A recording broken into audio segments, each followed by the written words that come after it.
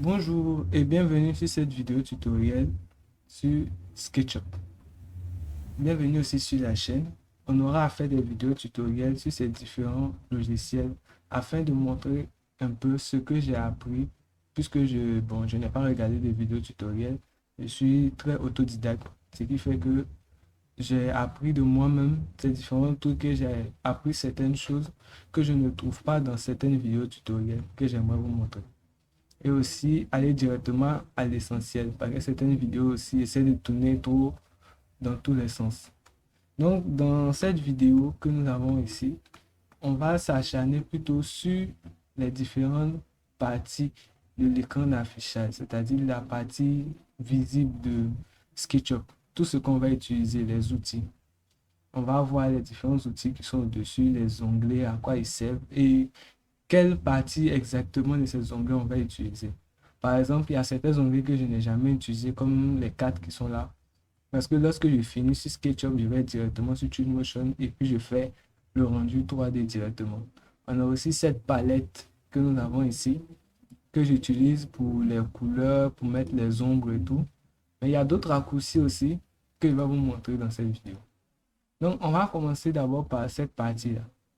Ces 5 premiers onglets. Ici, voilà l'outil qu'on va utiliser le plus. C'est l'outil forme. On a différentes formes. Rectangle, lorsqu'on clique, on met les différents points qu'on veut. Lorsqu'il y a le trait au milieu, le pointillé, ça montre que c'est un rectangle parfait ou un carré parfait. Voilà, comme indiqué ici. Donc ici, on a des carrés, des rectangles qui permettent de faire des formes géométriques à quatre côtés. Donc lorsqu'on clique, on a notre forme géométrique qui est là. Ensuite, dans ce même onglet, on a rectangle orienté.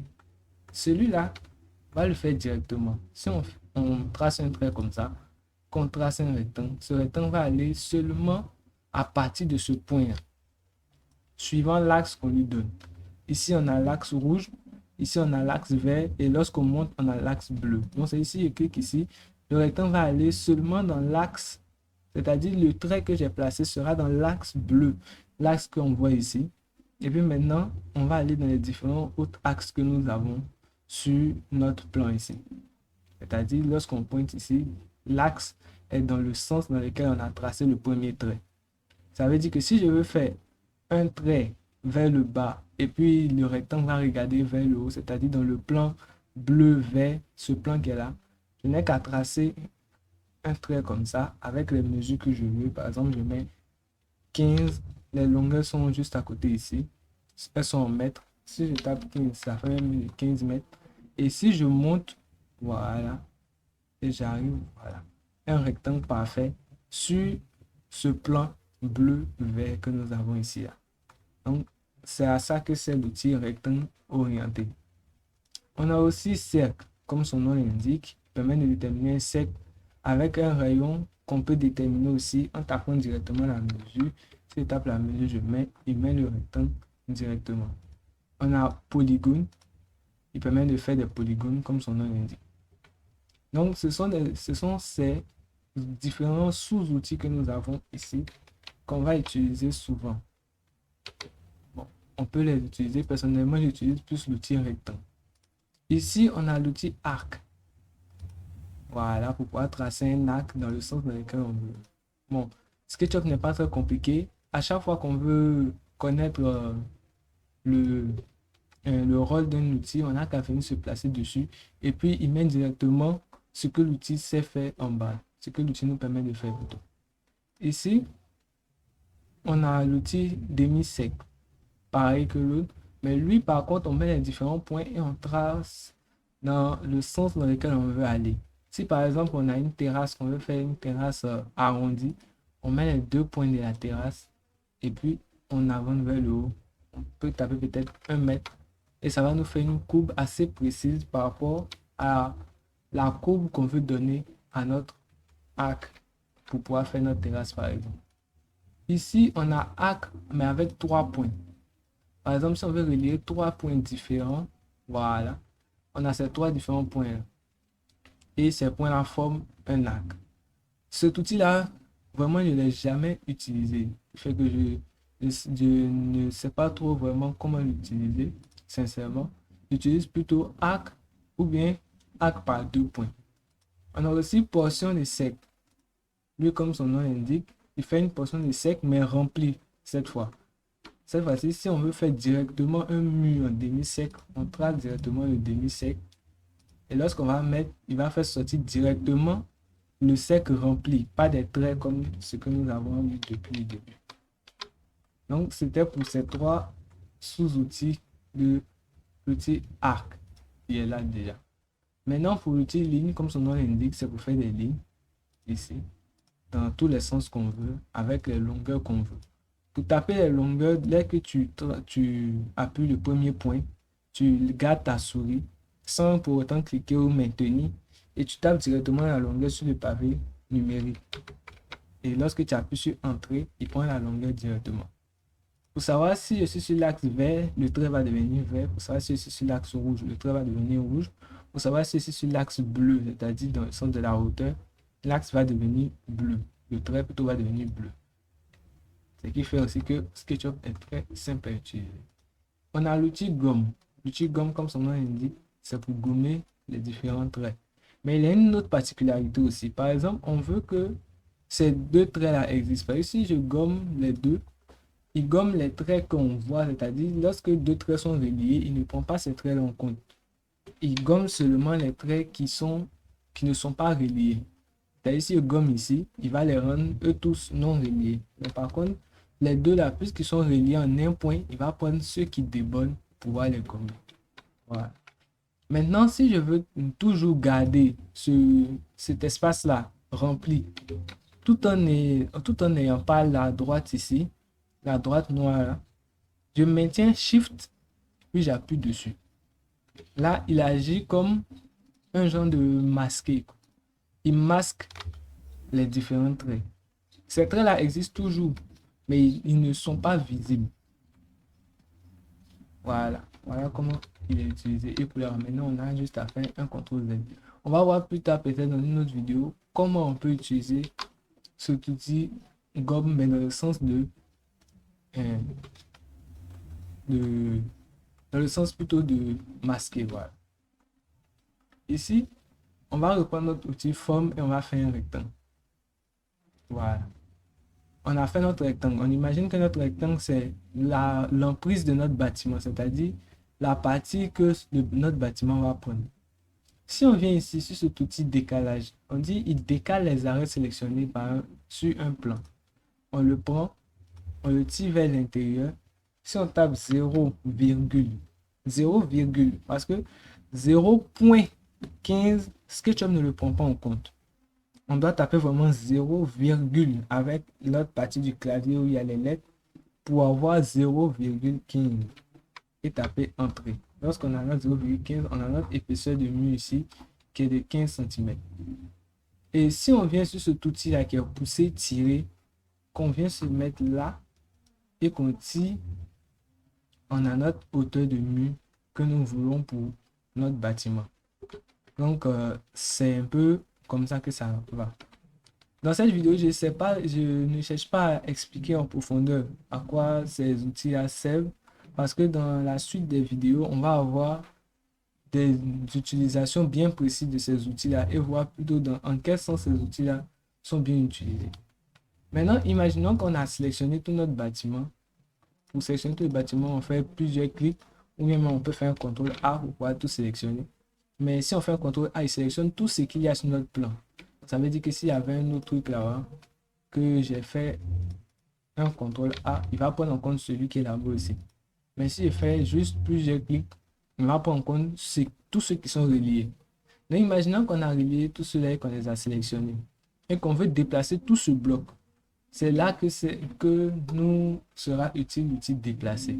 L'outil déplacer ici va nous permettre de déplacer tout ce qu'on a sélectionné dans un plan. Ça veut dire que si on veut le déplacer selon l'axe rouge, on le tire selon l'axe rouge et on voit ici les pointillés deviennent rouges. Je pense qu'on voit un peu. Les pointillés deviennent rouges et il nous écrit aussi sur l'axe rouge. Ça nous dit qu'on est sur l'axe rouge. Pour aller sur l'axe vert, c'est pareil. Voilà, cette fois-ci, on voit mieux les traits. Les tirets deviennent verts pour nous dire qu'on est sur l'axe vert. Et pour l'axe bleu, c'est la même chose. Lorsqu'on veut monter, on vient sur l'axe bleu et ça nous montre qu'on est sur l'axe bleu et qu'on est en train de monter.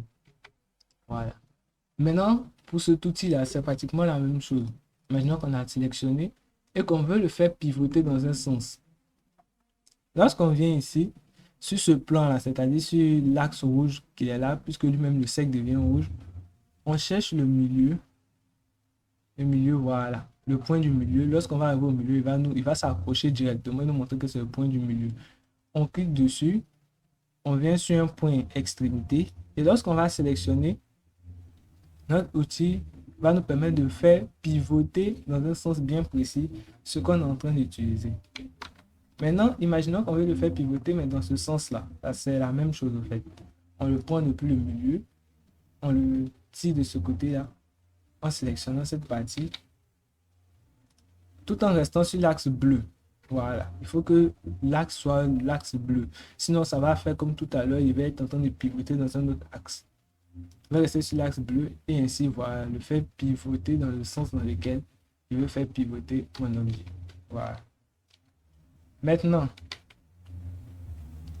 l'outil échelle. Comme son nom l'indique, il permet de donner une échelle à notre objet en le tirant dans tous les sens. C'est-à-dire, ici, au milieu, c'est pour le faire changer son échelle selon un axe bien précis. Et lorsqu'on prend les angles, il va le réduire ou la grossir en suivant la droite que nous avons ici, la droite en pointillé noir là, qui nous permet de voir dans quel sens notre objet va s'agrandir ou rétrécir. C'est pareil aussi dans ce sens-là. Voilà. Il va s'agrandir et rétrécir tout en respectant ce axe-là. C'est-à-dire, si plus on monte ici, plus il va s'éloigner de lui là. Et plus on descend, plus il va essayer de se rapprocher de ce point qui est là. C'est en fonction de ça qu'il va faire. Maintenant, dans ce sens-là, on ne peut, même si on monte, on descend, ça sera toujours selon un axe bien précis. Et c'est pareil de tous les côtés. Cet outil-là va être plus utilisé pour pouvoir positionner par exemple des portes qui sont trop larges ou trop petites dans des ouvertures de portes par exemple. Et tout ça, on va voir ça dans une autre vidéo. Ici maintenant, on a l'outil mètre. Outil mètre qui est dit mesure les distances, crée des lignes ou des points de guidage ou met l'échelle à la totalité du modèle. Voilà.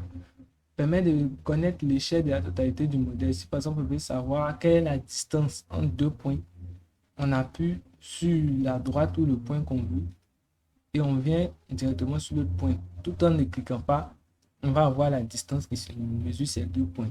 Et si on vient mettre l'outil mètre au milieu d'un espace qui a été bien quadrillé par des lignes reliées, on nous donne directement la surface de cet endroit-là. Et aussi, si on prend un trait de n'importe quel côté et qu'on le tire, on vient peut-être le mettre au milieu ici. On a un point de guidage. Par exemple, on prend ici aussi, depuis le haut ici, on le met au milieu. Et ici, on sait que ce milieu-là est le milieu de toute cette surface-là. Comment? Parce qu'il est le point de... C'est le point qui relie les différents milieux des différents côtés de cette surface. Ça qui nous permet de savoir que ce point-là est le milieu de la surface. Donc, c'est un peu à quoi sert cet outil-là. Il y a encore d'autres utilités bien plus précises, mais il est plus dans le cas où on veut vraiment... On est vraiment dans l'exécution d'un plan, par exemple. Ici, on a l'outil qui nous permet de mettre, par exemple, les surfaces. Il est plus dans le cas où on veut montrer à quelqu'un, mais on veut faire ça sur un plan, c'est-à-dire on montre à la personne la vue en 3D. C'est là ça nous permet de savoir les différentes surfaces ou même les différentes longueurs que nous avons. Si par exemple, voilà, ici lorsqu'on met, on a la longueur de ce trait, c'est-à-dire 18 mètres 11, c'est la longueur de toute cette droite-là. Lorsqu'on a fait monter du bas jusqu'en haut, c'est 18 mètres 30. Il a pratiquement la même utilité que l'outil mètre, mais lui, il permet de nous donner directement les surfaces. Voilà. Donc, c'est ça qui sert. Maintenant, on a l'outil colorier qui est relié à cette partie ici, juste à droite de la palette par défaut. Lorsqu'on vient dans la palette par défaut, la partie matière, est relié à cet outil coloré parce que si on vient ici, par exemple, on vient dans couleur, les différentes couleurs là, lorsqu'on va vouloir les mettre, c'est cet outil là qui va apparaître. Ça veut dire que même si j'ai n'importe quel outil, par exemple, il y a la gomme, que je clique ici, ça va devenir directement l'outil colorié pour va venir colorier les différentes parties de mon bâtiment. Voilà. Maintenant, on a cet outil là qui va nous permettre de tourner tout autour, mais qui a aussi un raccourci qui est d'appuyer sur la molette, maintenir plutôt la molette de notre souris et pivoter dans les différents sens pour pouvoir tourner autour de notre bâtiment. On a l'outil panoramique aussi qui nous permet de pivoter, mais cette fois-ci dans un sens bien précis, c'est-à-dire pas dans un genre d'orbite, mais plutôt dans un sens panoramique, comme son nom l'indique. Et il a aussi un raccourci, c'est Shift plus la molette, qui nous permet de faire tout ça. Maintenant, par exemple, on veut zoomer sur ce point-là. On peut avancer avec la molette et reculer avec la molette ici. Comme on peut faire un clic, par exemple, voilà, pour pouvoir revenir directement sur ce qu'on veut. Par exemple, je veux venir ici, je fais un double clic, il m'envoie directement et il centre ce que je veux regarder. Voilà, maintenant je zoome et je dézoome avec ma molette. Maintenant ici, on a l'outil zoom étendu. Personnellement, je l'utilise plus lorsque je suis perdu, par exemple, dans un plan. Par exemple, j'ai fait un truc comme ça et je me retrouve dans cette position. Je ne sais pas là où je suis. Je clique dessus et il me met directement dans une position où je peux me retrouver et savoir là où je suis. Mais son rôle véritable, c'est de faire un plan étendu de tout ce que nous avons créé. Ça veut dire que si je fais un autre dessin là, que je viens ici, je fais un autre dessin, que je suis ici, si je fais un zoom étendu, il va me mettre au centre tout ce que j'ai créé sur ma partie de dessin. Il va me permettre de pouvoir mieux voir ce que je suis en train de faire. Et c'est son rôle qu'elle a.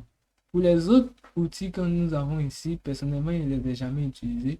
Mais je sais que lui, il permet d'envoyer ce qu'on vient de faire sur Layout. Lui, il permet de l'ouvrir en 3D Warehouse. 3D Warehouse, c'est un logiciel de rendu, mais de SketchUp lui-même, qui permet d'avoir des meubles, par exemple, pour pouvoir les insérer ici. Ici, on a info sur entité. Par exemple, si je clique sur ça, cette surface-là, il fait un double clic, on me dit que cette surface est sans balise. Les balises, on va les voir plus tard en bas. Ce onglet-là me permet de savoir l'identité de cette entité-là, c'est-à-dire qu'est-ce que c'est au fait.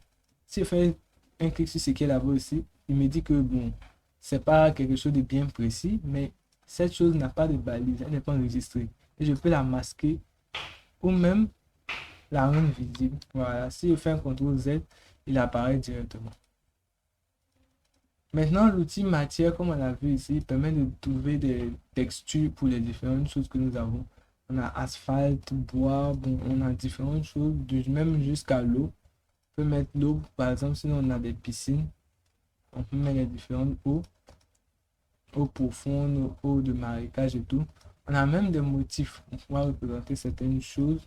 Si on veut représenter ça de façon bien précise, les motifs souvent du plus petit au plus gros. Par exemple, ici on a des petits motifs, ici on a une sorte de carreau, ici on a des motifs dans ce genre là, et ici on a des rayures que je trouve assez joli, par exemple pour faire un papier peint. Ici on a l'outil composant. L'outil composant, lorsqu'on est pas en ligne, permet d'avoir certains objets 3D pour pouvoir les implanter dans notre bâtiment. Donc, ça veut dire, lorsqu'on clique directement dessus, qu'on apporte, l'objet apparaît directement sur notre schéma. Voilà. Lorsque je l'envoie, il apparaît directement. Et après, ici, lorsque je viens dans échelle, je peux le modifier en cliquant dessus et en l'allongeant ou bien le rétrécissant, mais le positionnant dans l'espace que je veux qu'il prenne. Et ainsi, il va s'adapter directement à la forme de ce que je veux faire avec lui. Vous voyez qu'ici, il prend directement la forme et il devient assez homogène. Maintenant, ici, on a l'outil style. Style détermine la façon dont on veut voir notre dessin. Cette partie-là, sincèrement, je l'utilise pas beaucoup. parce que c'est le modèle que j'ai ici là, ça me plaît déjà. Bon, j'ai essayé une fois de modifier, mais j'ai eu un certain problème. J'étais obligé de réinstaller mon SketchUp parce que je n'arrivais pas à le ramener. Donc, personnellement, je ne l'utilise pas.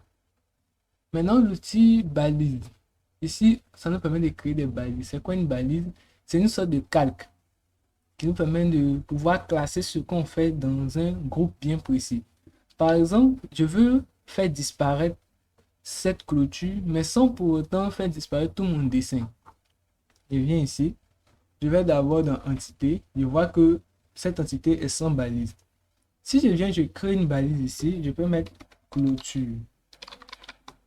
Voilà, je mets Entrée et je mets maintenant ma clôture dans le calque clôture. Ce qui me permet plus tard de la masquer ou même de la faire sortir tout en n'ayant le reste de mon plan encore visible et sans le toucher. Par exemple, on a fini de faire une maison et on veut faire disparaître toutes les portes pour pouvoir remettre la couleur à l'intérieur, par exemple. On peut utiliser cet outil-là pour pouvoir faire disparaître toutes les portes. C'est-à-dire, on met toutes les portes dans une balise et on masque cette balise-là, ce qui va nous permettre de pouvoir utiliser le reste de notre plan sans pour autant avoir un impact sur les portes que nous avons placées. Ici, l'outil scène, personnellement, je n'utilise pas l'outil scène. Maintenant, ici, l'outil instructeur, lorsqu'on clique sur un outil au-dessus là-bas, il nous met les différentes fonctionnalités que cet outil-là a. Par exemple, on avait vu pousser, tirer, permet de pousser, mobiliser le curseur pour sélectionner une face et tout ça permet de nous montrer comment il se comporte et même comment annuler une opération. On a dit appuyer sur échappe pour annuler l'opération par exemple. Par exemple, je mets l'outil mètre, voilà. On avait vu que l'outil mètre permettait de trouver la longueur, la largeur, les surfaces et tout. Voilà un peu à quoi ça ressemble. Donc, c'est un peu tout ce qu'on peut dire sur cette interface de SketchUp. Personnellement, l'interface de SketchUp, je ne l'ai pas étudiée en tant que telle pour pouvoir faire cette vidéo. C'est en fonction de ce que j'ai l'habitude de faire avec les outils que j'ai essayé de vous expliquer. Maintenant, on va prendre pour la prochaine vidéo un plan sur Internet qu'on va essayer de reproduire nous-mêmes. Et ce plan-là, on va utiliser les différents outils pour pouvoir le faire. C'est-à-dire, on va le faire de A jusqu'à Z. Et c'est à partir de ce plan-là qu'on va pouvoir comprendre l'utilisation de tous ces outils-là et ainsi mieux les maîtriser. Donc, ça sera tout pour la vidéo. Je vais vous dire merci d'avoir regardé la vidéo jusqu'à la fin.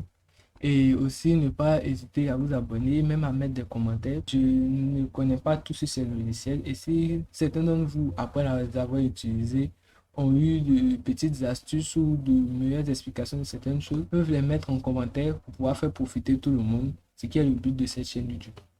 Donc, merci beaucoup et se dit à bientôt pour une prochaine vidéo.